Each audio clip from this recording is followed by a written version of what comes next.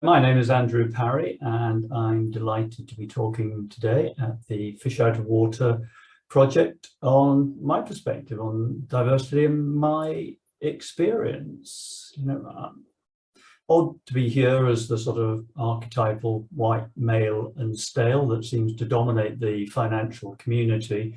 But I guess the perspective of people like myself needs to change, and it's important that we recognize the role of diversity in the modern financial system and the broader economy.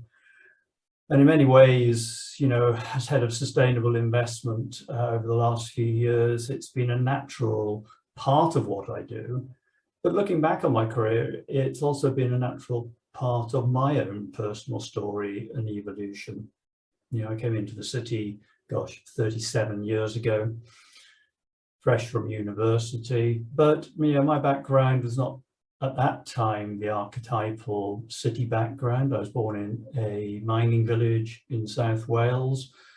My father was a carpenter, my mother was a nurse, a grandfather who was a plumber, another grandfather who was a farmer and butcher. So not the most obvious background for either the city or certainly for sustainable investing. I grew up in a council house. My father actually helped build the council house. And when I was asked to talk, I thought, am I the right person? But I did remember back to those first years in the city. And, I did feel in my own very minor way, that a bit of a fish out of the water. Now, I have to admit that a lot of that was a chip on my own shoulder that took me probably a few years to get, to kick off and to forget about, my own biases and prejudices. I've not met that many public school types before, so it was quite an eye-opener for me.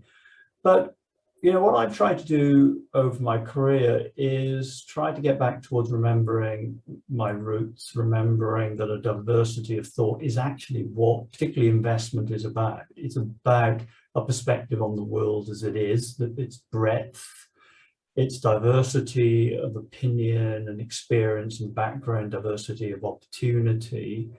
And that recognition of, why it was important for me to have some guidance and mentoring, and for, to have people, maybe not in my first job, but in latter jobs, who made it a more inclusive environment, made me feel welcome. And I do remember that early experience of not feeling comfortable either in my own skin or in the company I was keeping.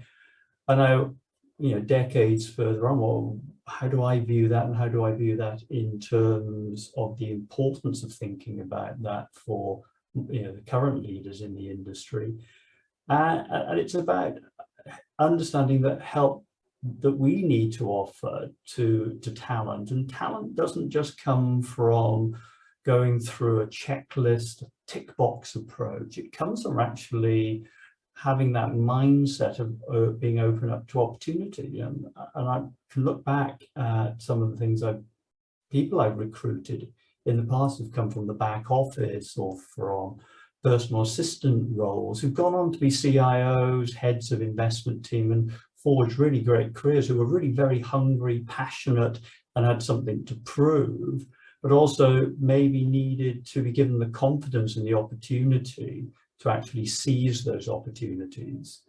And the one thing I've learned from, coming from, a sort of firmly working class background, is that having different perspectives on a team is actually about building a robust team. The ability to open yourself up to argument and debate, contrary views, to have those robust discussions that allow you to come to more innovative and more robust conclusions. And that for me has been one of the most important things.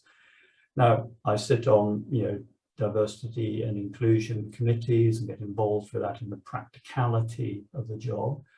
And I think one of the most important things is not to think about just diversity as a set of, tick box approach, but to think about how do you create an equitable environment and how do you make it inclusive?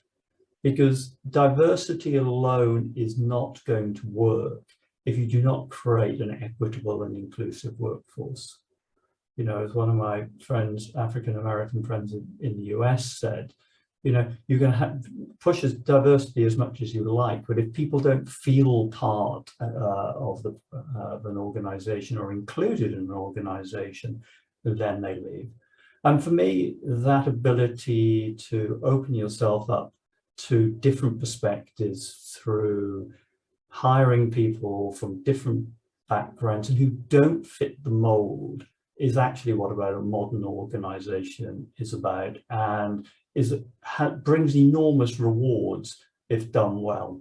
It takes work. It takes work to invest in people and to bring in the best out of them, but it is definitely a project worth embracing. Thank you.